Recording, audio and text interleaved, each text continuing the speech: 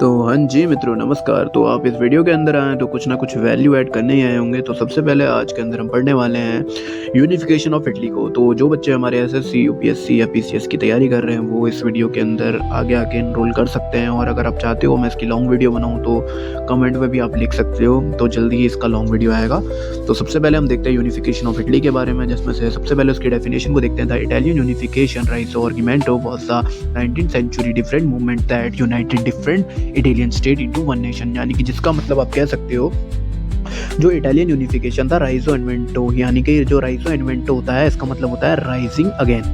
Sorry अगर आपको समझ में नहीं आ रहे हो तो राइजिंग अगेन लिखा है मैंने यहाँ पे, क्योंकि मैं भी फ़ोन से रिकॉर्डिंग कर रहा हूँ तो उतना अच्छा नहीं बन पा रहा है। तो इसके अंदर क्या हुआ, जो 19वीं शताब्दी थी, 19वीं शताब्दी के अंदर एक ऐसा मूवमेंट आया जिसमें जो डिफरेंट यूनाइटेड स्टेट थे इटली को, उनको वन नेशन बनना था। यानी कि जैसे फॉर एग्जांपल आप बोल सकते हो इंडिया के अंदर या उत्तर प्रदेश हो, उत्तराखंड हो, अगर उन्हें इंडिया बनना है तो उन्हें क्या करना पड़ेगा, अपने आप को एड ऑन करके अपने आप को इंडिया बताना पड़ेगा। तो वैसे ही सेम हमारा इटली के साथ हुआ। तो उसके बाद हम सेकंड में आपको यहाँ पे कुछ डेट्स दिख रही होगी, जिनमें से सम डेट्स को मैंने जो मेन पॉइंट जो ज़्यादातर एग्जाम ओरिएंटेड पूछी जाती है उनको आगे कर रखा है। जैसे 1851 में कांग्रेस ऑफ वियना, 1831 में ग्यूसिप मैजनी, और 1859 में वॉर विद ऑस्ट्रेलिया, 1816 में गोसिपी गरबैडली, और 1861 में इटली का यूनिफिकेशन अंडर विक्टर एमुअल, और 1870 में रोम का कैपिटल बनना।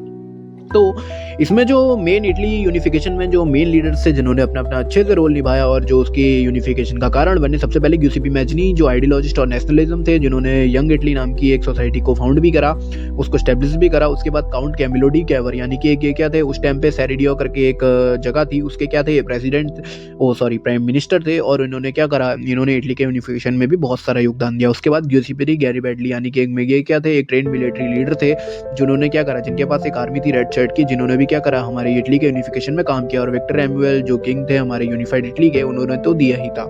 और बाद में जाके रोम जो है इन्हीं की कैपिटल के, मतलब जब इटली यूनिफिकेशन हुआ तो वो इन्हीं का, मतलब जो राजा थे विक्टर एमुअल, इन्हीं के ही अंदर आया रोम, इनकी राजधानी बनकर। उसके बाद नेक्स्ट पेज में हम देखते हैं इनमें से भी कुछ पॉइंट है। जैसे जो इटली को था वो 7 स्टेट्स में डिवाइड किया गया आफ्टर यूनिफिकेशन में, 7 स्टेट में था। उसके बाद क्या हो गया, वो वन नेशन इटली बन गया। जो ऑस्ट्रिया के अंदर क्या थे, लोम्बार्डी और वेनेशिया आ गया, क्योंकि इन जब ट्रीटी ऑफ वियना लगी तब इस कारण से हुआ था ये, ठीक है। उसके बाद जो यूनिफिकेशन था इटली का, वो किंगडम ऑफ सेरेडिया, प्रीडोमिनेट रोम में पॉपल स्टेट्स, यानी कि ऐसे स्टेट जिनके अंदर क्या था उस टाइम पे यूनिफाइड हो चुके थे या हो रहे थे। उसके बाद सबसे पहले जो उसमें कॉज बने, सबसे पहले जो नेशनलिज्म था वो कहीं ना कहीं फॉरेन डोमिनेशन को मिला। जो ऑस्ट्रिया का इन्फ्लुएंस था फ्रेंच रेवोल्यूशन के थ्रू, वो इकोनॉमी को गिराया, बढ़ाया, मतलब बहुत सारी चीज़ें। और उसके बाद हम देखते हैं यूनिफिकेशन ऑफ इटली, यानी कि इटली का यूनिफिकेशन कैसे होता है। हाँ, तो सबसे पहले जो 19वीं शताब्दी थी उसके अंदर जो 13 स्टेट थे इटली के अंदर, जो जोसेफ मैजनी थे, उनको बोला भी जाता है यूनिफिकेशन ऑफ इटली का फादर। जो ये मैजनी थे उनका जन्म हुआ था जेनोवा में। और जो सेकंड लाइन में बोलूँ तो ऑस्ट्रिया क्या था, यहाँ पे सबसे बड़ा ऑब्स्टिकल था यूनिफिकेशन ऑफ इटली के, क्योंकि ट्रीटी ऑफ वियना के बाद ऑस्ट्रिया के अंदर 2 स्टेट आ चुके थे, जिसके अंदर लोगों के अंदर भावना तो आ रही थी, बस कुछ कारणों के अंदर या कुछ चांसलर के अंदर उन भावनाओं को ऊपर नहीं उठाया जा रहा था, जिस कारण से क्या हो रहा था, इटली के यूनिफिकेशन में दिक्कतें आ रही थी।